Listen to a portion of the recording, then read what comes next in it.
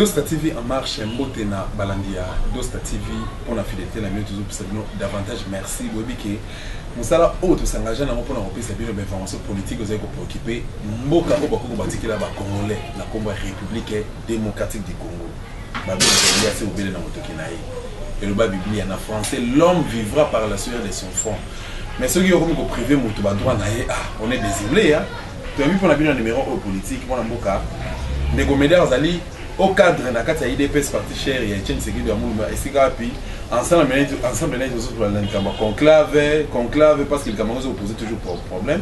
Conclave, topé congrès dans la IDPS et puis il y a 12 militaires belges au Bakangi. Na base prise en otage et pas autorité à RDC pour Namboka à Kindu, il y a une position électorale. Mais bien que le solo était, il y a opportunité pas à Congolais, ni au son diaspora, il y a voté. Mais position d'enrôlement, na identification à la RDC, ils ont traîné avec Corneille Nanga, et ce qu'on a signé démission, mais ils ont démissionné. À la RDC, na Kassai, enrôlé, on a noté, enrôlé, mineur, violé Mibeko. L'électoral les alliés violés. Et en dehors de ça, les Camerounais, il y a disparition, il y a discours, il y a chef de l'État, na sommet pour la Dizabeba, espèce pas si na Sony pour na Congolais. Tout le monde a moka, première dame, ça la ramine pembeni na ye. Et c'est là bon ça ba sous-vêtement ya président ba bilamba président ko lata na séjour na ye ba chaussure na ye dossier na ye a confirmer pas ya parsec ou bien pas ya officier d'ordonnance directeur de cabinet zalaki wana ministre affaires étrangères zalaki wana et puis donc cabinet de monde ba voyager ensemble na ye mais rôle na bango ezali nini est-ce qu'il na PC à chef de l'état fichier wana zalaki te pour que ben imprimer mon souci réellement document ne bungaki soki e bungaki te ezaki ba jeté eza et comme compte des faits comme ko sarana batu to pendenge nini tozali ba congolais sengeli to luka ko tracer nzela ya mboka na biso afin que makombe bana okele malamu pour que RDC za la déstabiliser to pona mokonzi ozali crédible à diriger mboka na biso avec toute honnêteté et crédibilité mwana mboka ndeko média to fiso mbote mbote ndeko mokanzi sango mbote balandi na ngai ya libanda pe ya kati ya mboka na biso ndeko média naza na olelo tozo solola tout sur la lelo likambo ya ba 12 militaires belges oyo ba otiko bunga na Kindu baza prise en otage par ba autorité ya RDC na éviter attaquer moko ya ba politique ya RDC hein lecture na ezali ni pona ba comportement merci ndeko natonde botondi on mutuna wana batika masama batika ko peuple congolais à l'embi Alembi Masano ya Monsieur Kabila na Alemba to Alembi Alemba donc tozo koba seko koba donc to la tina na ili soute na tout na na so qui passe au tozo mona na rolenge oyo eza Belgique parce que Belgique eza la sincérité abana koma na Belgique oyebi toza na ngomba motoba ya kobalte na Katanga bazali ko extraire ngo lelo etikali soki ngomba misato ceux qui m'y balaient, je demandais qu'on extrait un ancien amiral américain. 3 fois il y a vol, il y a 630 et il y a Kakozoyango, Cobalt et Kinarango, États-Unis. Donc, ma carrière minière, c'est à Congo démocratique, ce côté les mines à Est, les bananes. Ce sont des militaires, ce sont des soldats. Les Camerounais, les bisous au Cameroun. Pour la nini, pour la Kindu. Pour la nini lelo et comme il y a Belgique tout comme moi na pesina ndaxa liboso tozo mona likambo ya Kindu 12 militaires belges bakangi bango bazu bango na en otage na gouvernement congolais bon na gouvernement congolais est-ce qu'ils étaient par rapport à la sanction union européenne yango Kabila pe a tombo ki abiki na bon au lien à 2 points ngape na gérer na moko eza pour na yango te moi suis moi pas si eux ça va pour na nini bon moni hein bah africain le président africain et surtout des légèreté de la Belgique de ne pas être correct envers la RDC ce n'est pas dans le problème il y a un régime en cours qui a été imposé au peuple congolais Tobanda 2006 c'est la Belgique 2011 la Belgique en 2006 Jean-Pierre Bemba suit élection on impose Mouto et Séguélité. En 2011, mon amour qui était de ce que Moulumba père son âme a gagné vraiment la main. Mais Ningi te côté il faut imposer.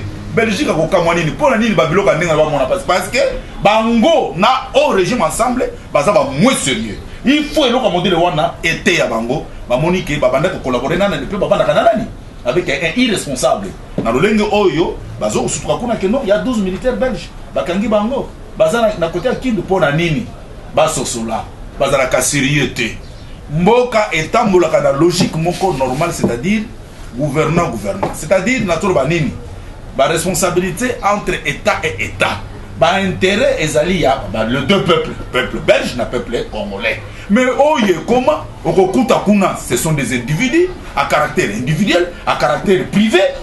Bon otambla ndenge ni lelo bazo sutuka nini parce que lelo balo bakenda ba belge bakangi bango ba mona conséquence ya kozalaka tout temps pour imposer peuple oyo a ponaki mutu wana te pona kokama bango yango oyo Belgique ete yama bango moko ngai ni Belgique ni le Congo démocratique avec le régime de M. Kabila pongana sepela nango mon président est mort na ba biloko modèle wana ya biloko pa pamba parce qu'il n'y a pas eu du sérieux na kati ya mboka banani balingaki bongo c'est la Belgique mutalingaki yango lelo yo ezongeli bango mbwa asui mbwa. Moi, je vais deux questions qui a reposé par rapport à même point au même sujet.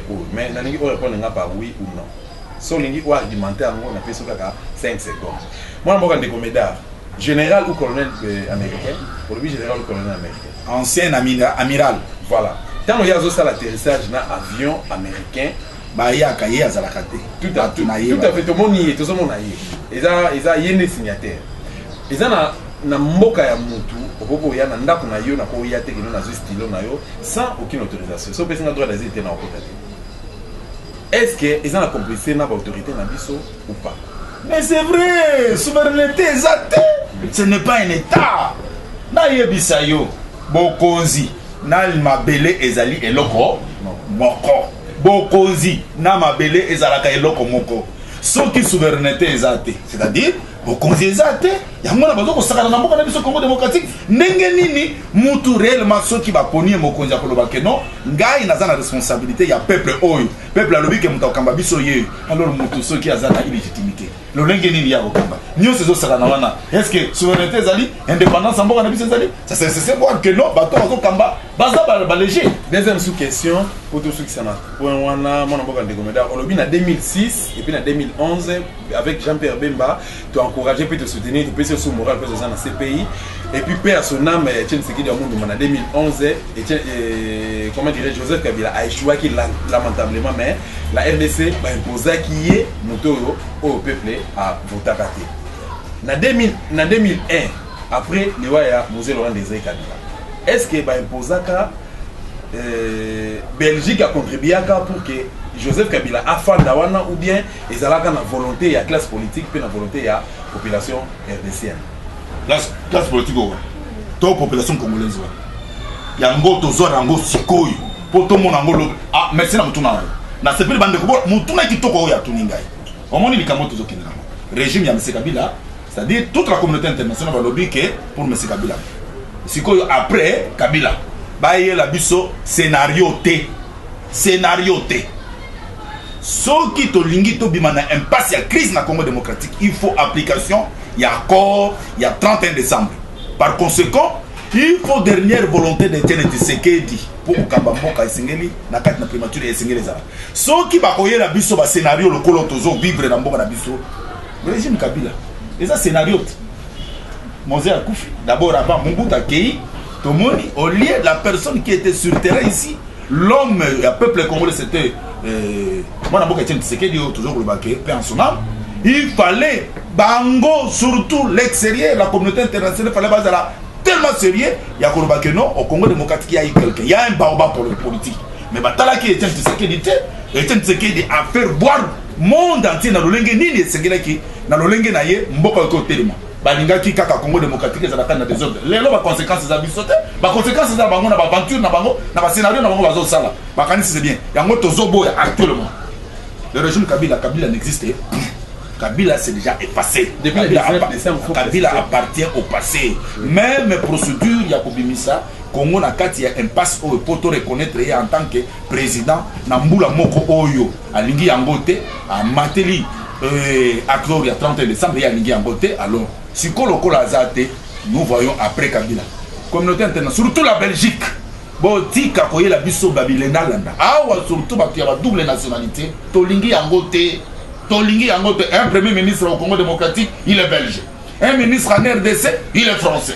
Un ministre en RDC, il est allemand. Un ministre ou un président délégué général en RDC, au côté nani, Azasoki, burundais. Oh, un ministre en RDC, au côté un président délégué général ici, Azani, béninois. Babiloko wana yango lisusu te, batu ya double nationalité, ça peut pas ya babiloko toujours jouer. Bandeko tout va travailler dans le cadre de OFIDA, ancien OFIDA, le DGDA, Bazorolé, Balbi qui non, Basengina, Bachela Bango, un nationaliste, un Congolais, Nakatia, entreprise dans la douane, RDC, mon amour de Comédard, Balbi qui n'a pas pas na si possible, Olé la Bango pour la Bango, Natia le Cambo a fait que moi, clarité, na vérité, sincérité, monana, Nakatia Tina le Cambo entreprise.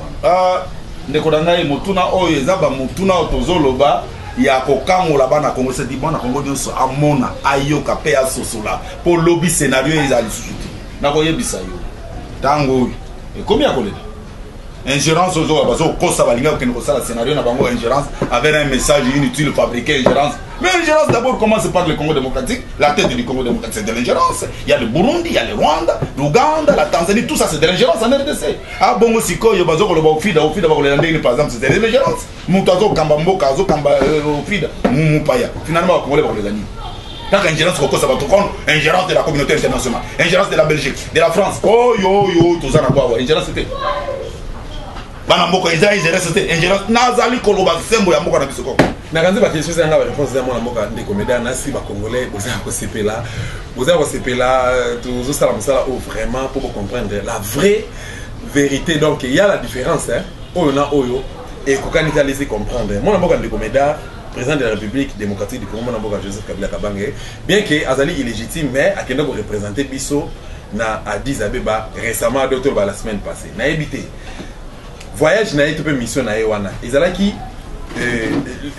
officiel légitime par rapport à la réalité politique que nous vivre ou comment et c'est tout qui azali fait mandat masa no soke leki mingi yango tomoni yo ba sommet lokola o ba chef d'état bazo ke de bokutana bato bazali ko préparer no ba chef ce sont des ministres de tutelle lokola wa de parler ministre ya affaires étrangères ke ne ko bongama ba pays ba pays nyonso membre ya Union africaine ba pays ba ministre ya affaires des affaires étrangères ba ke ba sangani ba sangana ba solola ba yokana ndengeli de kozala po ba zonga mutu na mutu kuna chef de l'état na ye akozwa mbela ya kobongisa message kitoko na boyokani na pere bokutani na bango ba chef d'état mutu na mutu o ya koleka na tribu alors mais comment voulez-vous likamu ya soni ya modèle oyo si réellement il avait qualité à quoi c'était parce qu'il n'existe plus il n'est plus légitime qu'on vende un chef d'état dans un même sommet dans une même salle non tout est sincère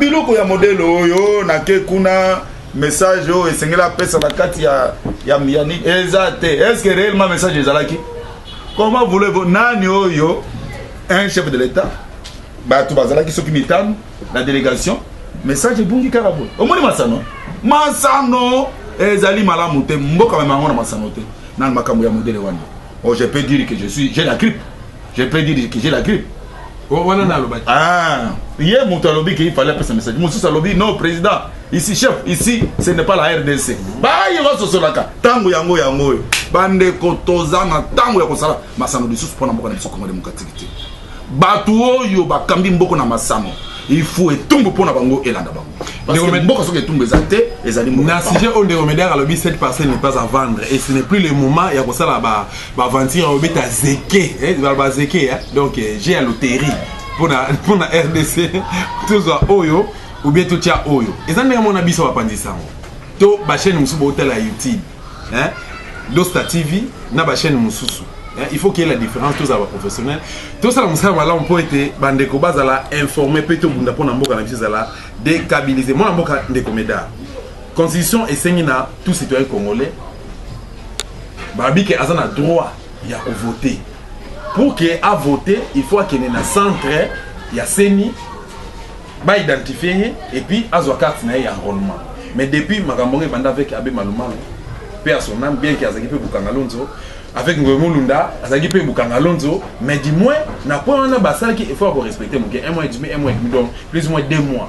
RDC Mbezaki enrôlé. Mais oh, il y a tout le monde, une année et 2 mois, mais ici il a raté. Et lui qui l'a envoyé. Il faut abandonner le fichier électoral. Et c'est à ma sanote. Na bana ba 12 ans baza enrôlé. Hein? Basi na somme. Et qu'est dit donc ba mineur. Mibe kolobini.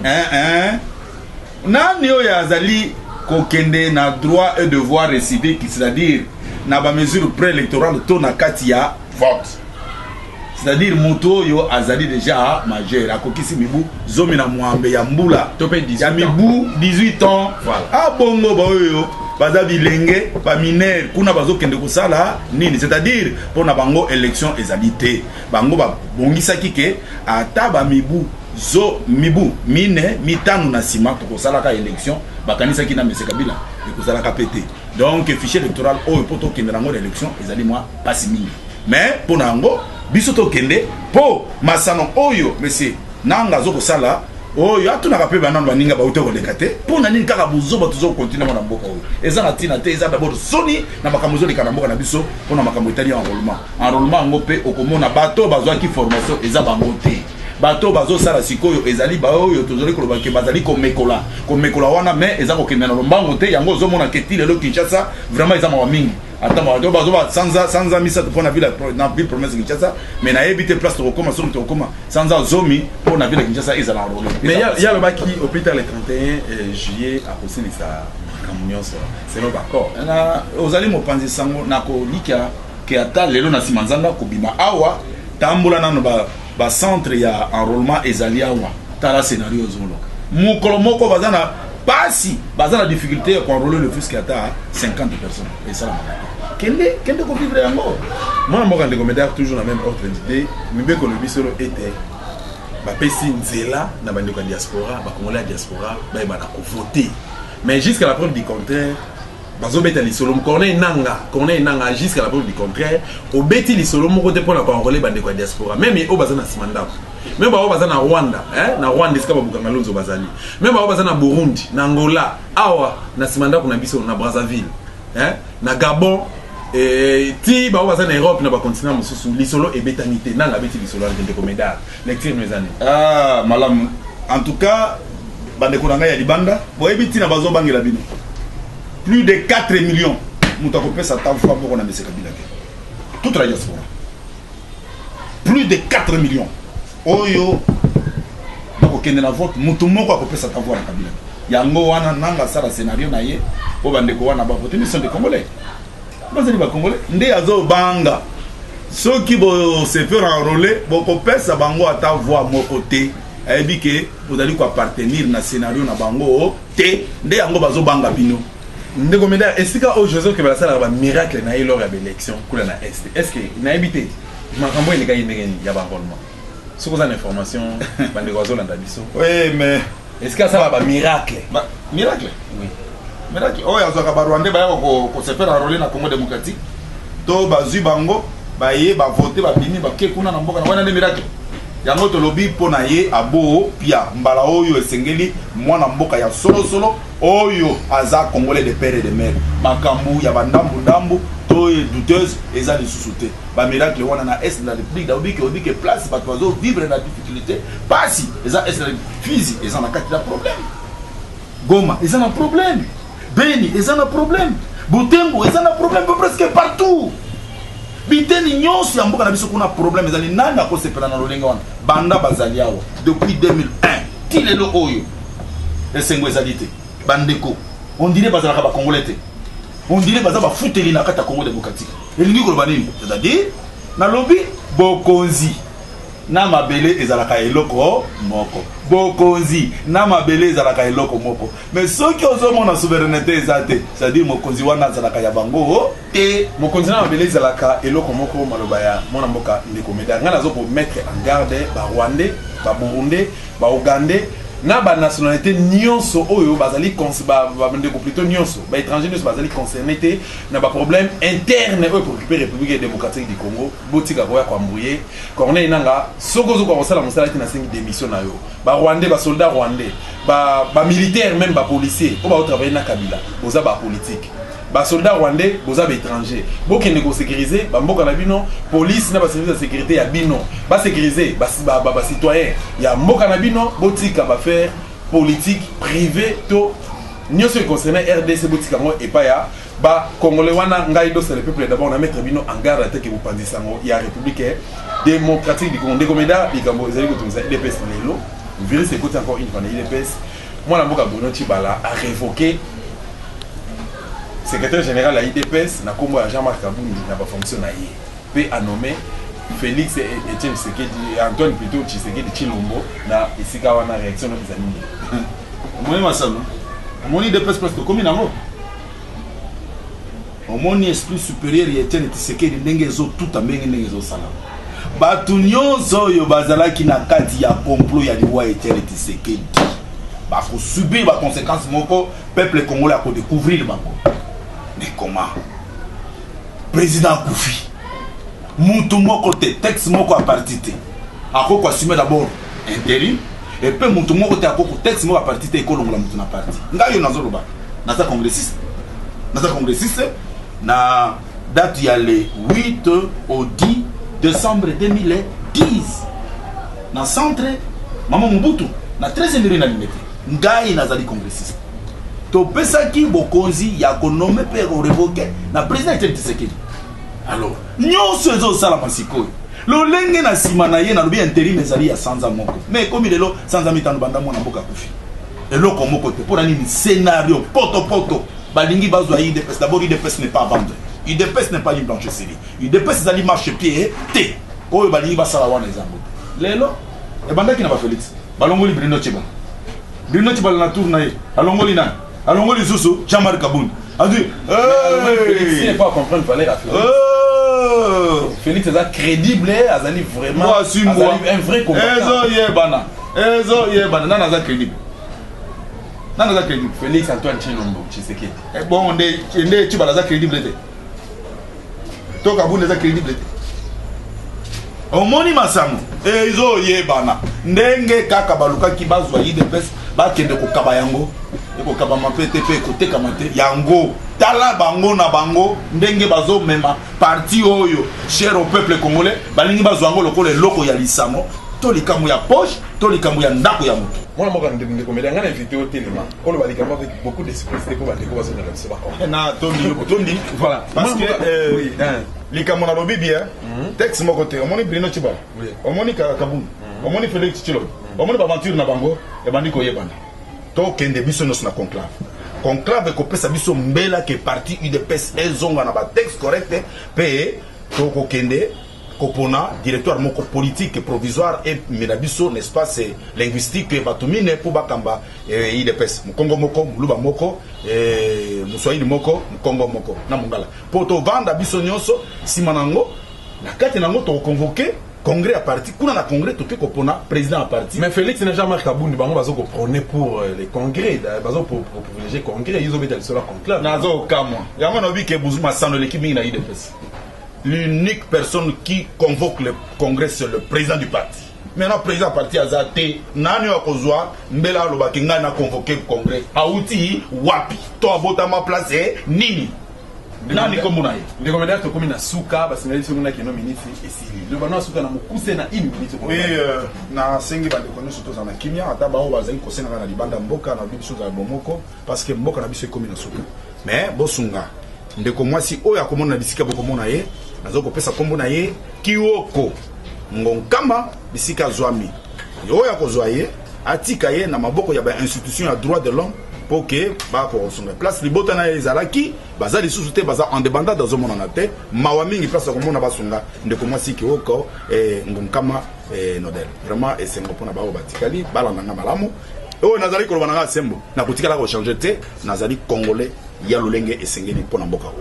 Na pesi no merci bana poto merci ba congolais kanya sur République démocratique du Congo zali représenter ngai au mwana na bino mosali na bino esclave na bino dosta le peuple d'abord à l'œuvre hein.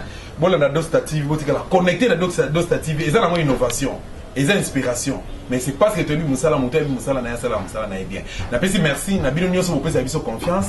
Merci na Aline Moulouba Zali na sima caméra, hein. Merci na Maga Iver na ngamba montage. Merci na bana poto nyonso sans exception, boza tellement belé bolinganga mingi na ba continent nyonso na kozanga moya botanga ba komo na bino nyonso surtout ba omozo soutenir Dosta le peuple d'abord topé Dosta TV, hein. Na promettre bino qui n'ont décevoir bino te to bunda toujours pour nous décabiliser RDC. Na pesi merci na de coméda. Très prochainement. Bye bye. Talent de Kobili, nazo pesa bino mbote mingi, ndeko Nestor na pesi bino manga, na pesa bino mbote mingi. Lolenge bino bozali vraiment esengo na mamaboto na bino bisikuzo. Merci beaucoup.